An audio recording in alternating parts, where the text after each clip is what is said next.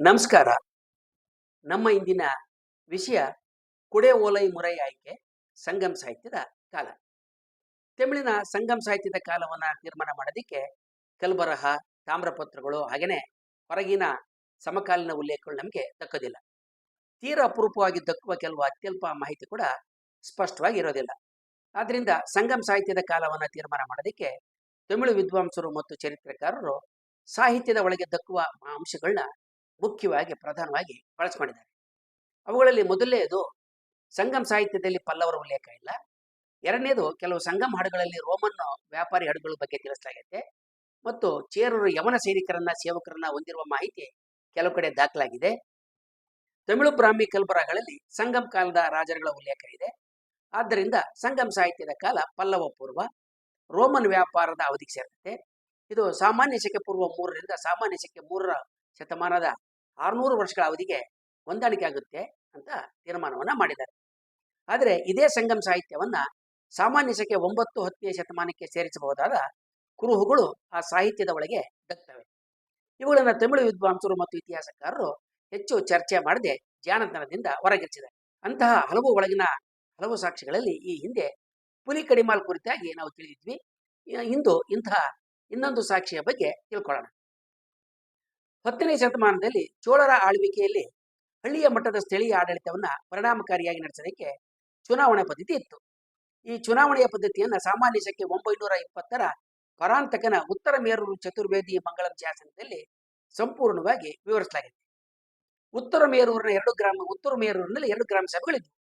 ಬ್ರಾಹ್ಮಣರನ್ನ ಒಳಗೊಂಡ ಮೊದಲನೇ ಸಭೆ ಮತ್ತು ಎಲ್ಲ ವರ್ಗಗಳ ಸದಸ್ಯರನ್ನ ಒಳಗೊಂಡಂತ 2ನೇ ಸಭೆ. ಈ ಸಭೆಗಳಿಗೆ ಸದಸ್ಯರನ್ನ ಕುಡು ಓಲೈ ಮುರೈ ಚುನಾವಣೆಯ ಮೂಲಕ ಆಯ್ಕೆ ಪದ್ಧತಿ ಮೂಲಕ ಆರಿಸಲಾಗ್ತಾ ಇತ್ತು.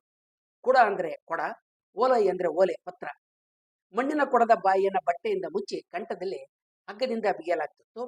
ಜನ ತಮಗೆ ಬೇಕಾದ ಅಭ್ಯರ್ಥಿ ಹೆಸರನ್ನ ಎಲೆ ಅಂದ್ರೆ ಓಲೆಯ ಮೇಲೆ ಬರೆದು ಬಟ್ಟೆಯಲ್ಲಿ ಮಾಡಿರುವ ಸೀಲಿನ ಮೂಲಕ ಕೊಡದೊಳಕ್ಕೆ ಹಾಕಬೇಕಾಗಿತ್ತು. ಓಲೆ ಮತದಾನ ನಡೆದ ನಂತರ ಕೊಡಕ್ಕೆ ಕಟ್ಟಿದ ಹಗ್ಗವನ್ನ ಎಲ್ಲರೆದುರು ಬಿಚ್ಚಿ ಕೊಡದೊಳಕ್ಕೆ ಹಾಕಿರುವ ಓಲೆಗಳನ್ನ ಚಿಕ್ಕ ಹುಡುಗನ ಮೂಲಕ ಎತ್ತಿಸಲಾಗ್ತಾ ಇತ್ತು.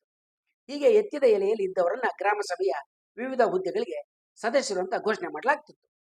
ಉತ್ತರ ಮೇರೂರು ಚತುರ್ವೇದಿ ಮಂಗಲಂನಲ್ಲಿ ನಡೆಯುತ್ತಿದ್ದ ಕುಡು ಓಲೈ ಅಥವಾ ಕುಡು ಓಲೈ ಮುರೈ ಚುನಾವಣೆ ಪದ್ಧತಿಯ ಬಗ್ಗೆ ಸದಸ್ಯರ ಅರ್ಹತೆ ಅನರ್ಹತೆ ಮುಂತಾದ ವಿವರಗಳ ಬಗ್ಗೆ ಅಂತರ್ಜಾಲದಲ್ಲಿ ಹತ್ತಾರು ಲೇಖನಗಳು ದಕ್ತವೆ.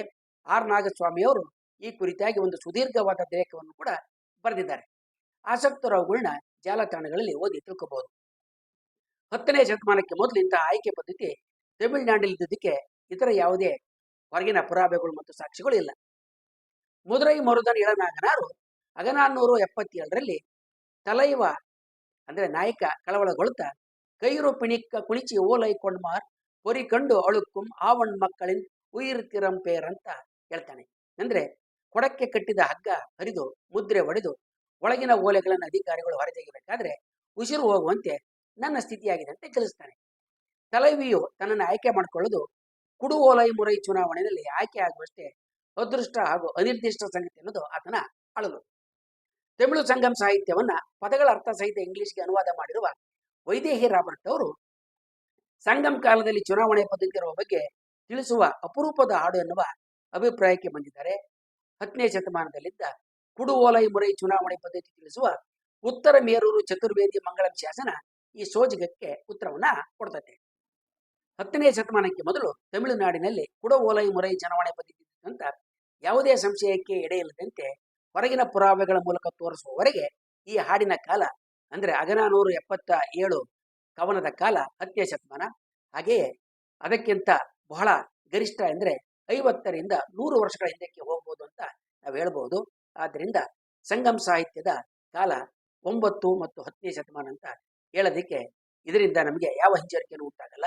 ಮುಂದಿನ ವಿಡಿಯೋದಲ್ಲಿ ನಾವು ಸಂಗಮ್ ಸಾಹಿತ್ಯದ ಕಾಲವನ್ನ ನಂತರದ ಕಾಲಾವಧಿಗೆ ತೀರ್ಮಾನಕ್ಕೆ ನೆರವಾಗುವಂತ ಇತರ ಸಂಗತಿಗಳ ಬಗ್ಗೆ ಚರ್ಚೆ ಮಾಡ್ತೇನೆ.